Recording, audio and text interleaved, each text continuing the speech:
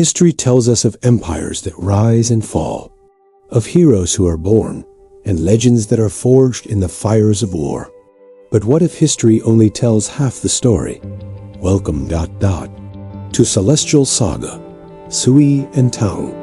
Our story begins in the mortal realm during the final years of the great Sui Dynasty, an empire at its peak, a golden age of power and prosperity. But a shadow fell upon the land when a throne was stolen through blood and deceit. A tyrant emperor, Yang Guang, whose ambition and cruelty would force millions to their knees, building grand canals with their bones and waging pointless wars with their lives. This is the war, you know, a war of men, fought with swords and spears, fueled by desperation and rebellion. But what history does not tell you is that this was not just a war of men.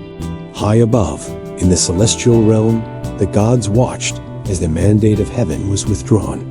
They saw the mortal world consumed by demonic energy, fed by the cries of the innocent. And so, a divine decree was issued. A new investiture of the gods was to begin. This is the story of two wars, fought at the same time. A war on earth for control of the dragon throne, and a war in the heavens for the soul of an empire. Join us as we witness the fall of a dynasty and the descent of the stars. The mandate of heaven abandons the great Sui in the ninth heaven at the Lingshao Palace. The Jade Emperor frowned as he looked down at the mortal world through the heaven and earth treasure mirror. The divine mirror was reflecting a gloomy scene. The dragon energy of the great Sui Dynasty, which was as bright as the midday sun, suddenly appeared a dark crack from which evil energy poured out. The Jade Emperor sighed. He knew that the mandate of heaven of the Sui Dynasty had come to an end. It all started with a crime in the imperial palace, an act of rebellion against heaven that opened the way for demons to run rampant. Chapter 1. The false dragon seizes the throne. Demons and demons, chaos the world. In the final years of the Kaihuang era, the great Sui Dynasty was at its peak. Emperor Wen of Sui, Yang Jian, and Empress Dogu had two outstanding sons, Crown Prince Yang Yang and Prince Qin, Yang Guang. Crown Prince Yang Yang was straightforward, somewhat extravagant, but was kind-hearted, and was destined to inherit the throne. But the second son, King Jin Yang Guang, was a man with unfathomable scheming. He had long harbored the ambition to usurp the throne. On the surface, he appeared to be a filial son, a frugal prince who only loved his first wife and did not get close to women. But that was just a perfect play. Few people knew that, while hunting, Yang Guang got lost in a dark mountain valley and received the help of a dragon that had cultivated for 1,000 years. This demon saw the ambition in Yang Guang's eyes and immediately sprayed a stream of black gas on him, helping him conceal his murderous aura, increasing his charm to charm people. In return, after ascending the throne, a temple had to be built for it. From then on, Yang Guang seemed to have the help of a demon. He used sweet words and fake actions to please Emperor Wen of Sui and Empress Dogu, who were already dissatisfied with Crown Prince Yang Yang's extravagance. He plotted, set traps, and falsely accused his brother of plotting a rebellion. Finally, Emperor Wen of Sui, blinded by Yang Guang's dark aura, made the most wrong decision of his life, deposing Yang Yang and making Yang Guang crown prince. On the day Yang Guang was crowned, a storm suddenly broke out in the heavens and earth. People heard the sound of demons crying out in agony from within the palace. In 604, Emperor Wen of Sui fell seriously ill. Yang Guang knew the time had come. He pretended to visit his father, but in reality, he was trying to hasten his death. There is a theory that he poisoned his father himself. Immediately after Emperor Wen of Sui passed away, Yang Guang immediately sent someone to give his eldest brother Yang Yang a white silk ribbon, forcing him to hang himself. He ascended the throne, taking the title of Emperor Yang of Sui, amidst the cheers of treacherous officials and the lamentations of the purged loyal ministers. The act of killing his father, harming his brother, and usurping the throne of Emperor Yang of Sui officially severed the mandate of heaven of the Sui dynasty. The door separating the human world and the demon world collapsed. From all over the mountains and rivers, demons and monsters that had been suppressed by the gods now had the opportunity to rampage. They mixed with the people, entered the greedy officials, turning them into cruel people, sucking the blood of innocent people. Emperor Yang of Sui himself, after ascending the throne, no longer hid his true nature. He indulged in debauchery, building great projects such as the Grand Canal, not for the benefit of the nation, but only to satisfy his own extravagant pleasures, causing millions of laborers to die and resentment to rise to the sky. These unjust souls could not be liberated, becoming a source of energy for demons, causing the world to become even more chaotic. In heaven, the Jade Emperor could not sit still. He ordered Taibai Jinxing. The Sui dynasty is immoral. Demons are rampant. Now is the time for the stars in the sky to descend to earth to respond to the calamity, assist the true mandate of heaven, and restore order to the three realms. Go and summon the star generals and gods. Have them descend to the mortal world to reincarnate and begin a new Fengshen. Tabai Jinxing obeyed the order. Immediately, brilliant rays of celestial light from the constellations began to fall to the lower world, signaling the appearance of a generation of destined heroes. The great chaos of Sui and Tang, a war between humans and humans, between gods and demons, officially began.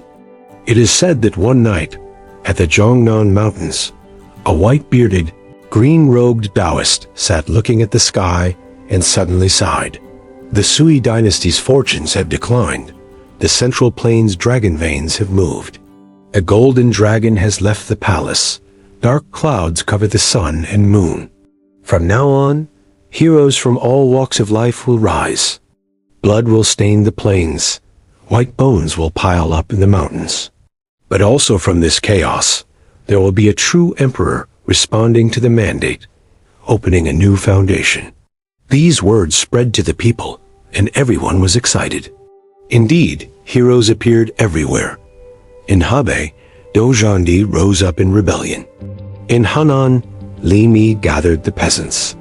In Luoyang, the important general Wang Shigong had his own dream.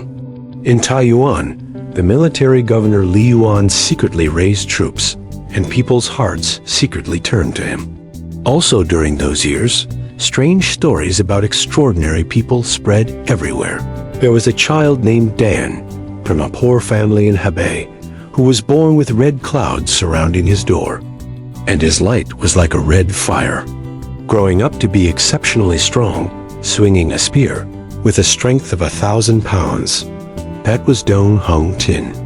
There was a young man named Han, wandering the world, one night met a Taoist who passed on a secret technique to protect himself, from which he trained himself to have a body as strong as iron and stone. That was Tan Thuk Bao. There was a villager named Trin, orphaned since childhood, but had the strength of a 10-year-old buffalo, pulling up an ancient mulberry tree with one hand. That was Trin Zhao Kim. There was also a young master of the Lai family, with a handsome appearance, who dreamed of a golden dragon entering the body at night, and the Taoist saw and knew. This person will decide the world in the future. That was Lai the Dan, the second son of Lai Uyan. Righteousness, evil, loyalty, flattery, heroism, treachery, from here on appeared together on the chessboard of the world. The pen does not dare to judge, only letting the times decide. Those who follow the mandate of heaven will survive. Those who go against the times will perish. This is Chapter 1, setting the stage for the decline of the Sui dynasty, while revealing the birth and myths surrounding the heroes. Chapter 2, the brave star descends to the world. Heroes revealed when the dragon energy of the Sui dynasty weakened. Demons began to run rampant, and heaven could not sit still. Tai Bai Jin Xing, following the Jade Emperor's orders, went to the star palaces to name the divine generals who would descend to Earth to respond to the calamity. 2 golden rays of light, one shining and upright, the other rough and powerful, immediately rushed down to Earth, landing in the land of Shandong. Qin Shubao, the divine general of martial song, descends in Laikang, Qizhou, now Shinan, Shandong. There was a family of martial generals with the surname Qin. One night, the wife dreamed of a divine general wearing golden armor, holding a pair of golden slips, flying from the sky into her arms. At the same time, a golden light enveloped the entire house. Not long after, she gave birth to a handsome boy named Qin Tiong, courtesy name Shubao. Qin Shubao was unusual from a young age. He had extraordinary strength and an unrivaled sense of righteousness. At the age of 13, he went hunting in the mountains and saved an old Taoist priest who was being attacked by a python spirit. The old Taoist priest looked at Qin Shubao and smiled, saying, "I knew that Wu Ku Xingjun had descended to the world, but I didn't expect to meet him here." It turned out that this Taoist priest was a hermit immortal who had come to enlighten Qin Shubao by order of heaven. He accepted him as a disciple and passed on to him the Holy Beast Gate Divine Spell, a set of magic spells to suppress demons and protect the country and the people. The pair of bronze bars that Qin Shubao used were also given by this immortal, which were originally 2 bolts of the southern heavenly gate, capable of destroying all evil spirits. He was taught to secretly eliminate demons and protect the people. Once, a dragon under the river caused storms and capsized the people's boat. Qin Shubao went to the riverbank alone, used his pair of swords to strike the water. A golden light flashed, only heard a loud bang. The monster was immediately beaten to pieces. From then on, the river was peaceful.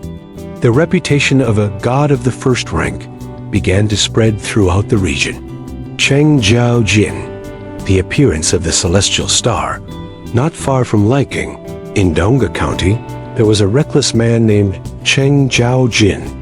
He was not a reincarnated immortal, but a star in the constellation Celestial Star, with a straightforward and hot-tempered nature, but great fortune. He worked as a salt smuggler to support his old mother. His martial arts were mediocre. Only his strength was superior to others. One night, while sleeping soundly, Cheng Jiao Jin dreamed that he was lost in a dense forest. Suddenly, a white-haired and bearded god, holding a large hammer in his hand, appeared, claiming to be the immortal Lu Ban. The immortal master smiled and said, "I see that although you are crude, you are filial and have a heart that is in accordance with your destiny. I will teach you 3.5 hammers so that you can help others in the future." Having said that, he performed 3 earth-shattering hammer strokes, each with the power to split mountains and split mountains. By the 4th hammer stroke, he had only performed half of it when Cheng Jiao Jin snored loudly and woke up. In his mind, he could only remember exactly 3 hammer strokes and half of the last move. The next day, while carrying salt to sell, Cheng Jiao Jin was stopped by a group of officials demanding a toll. They were not ordinary people, but were possessed by some little demons, extremely greedy, and suddenly flashed in his mind the 3 hammer strokes he had learned in his dream. He swung them unconsciously. The first hammer stroke fell down, and the officials fell off their horses. The second hammer stroke cut horizontally, and their weapons were broken. The third hammer swing rotated, and the demons were beaten to reveal their true forms, and they ran away in fear. Cheng Jiao Jin was bewildered and did not understand why he was so formidable. From then on, with the 3 hammer swings he had learned, Cheng Jiao Jin began to practice chivalry, specializing in punishing the tyrants who were possessed by demons. The reputation of a Xiandin king with 3 strange hammer swings also began to spread far and wide. 2 bright stars, one upright, one unruly, began to shine in the land of Shandong.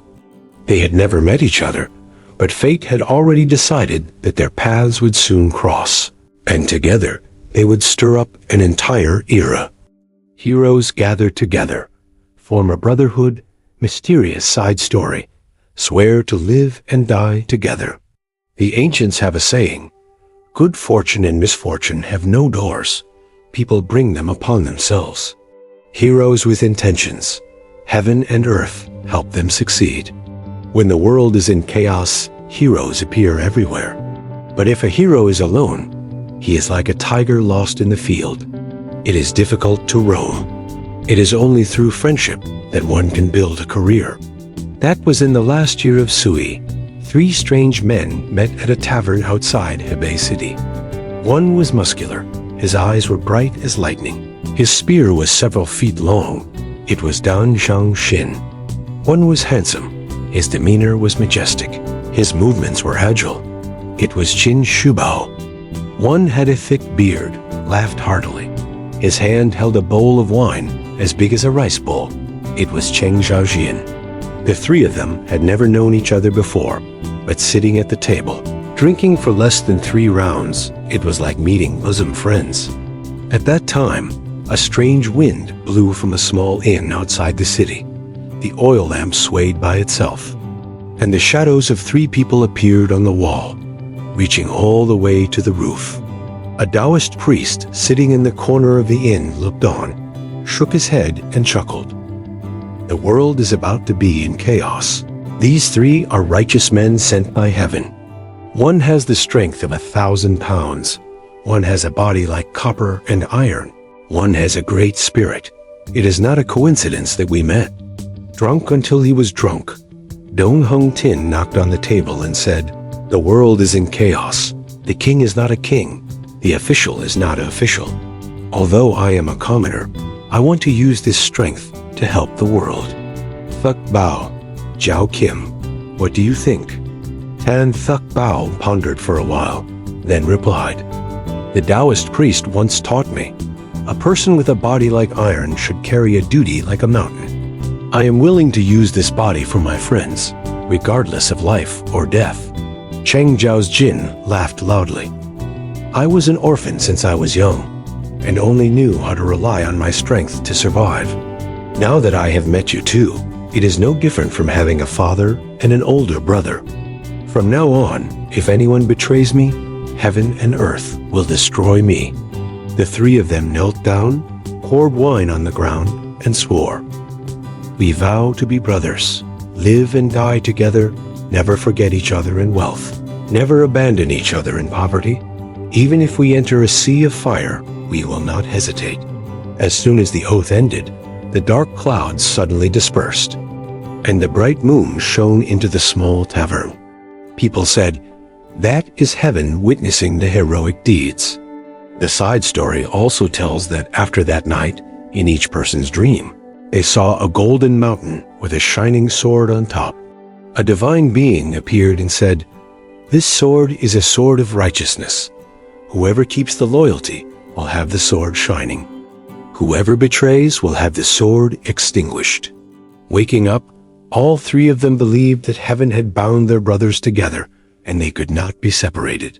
From then on, the 3 heroes became famous in the martial arts world and were praised by everyone as the 3 heroes of the oath.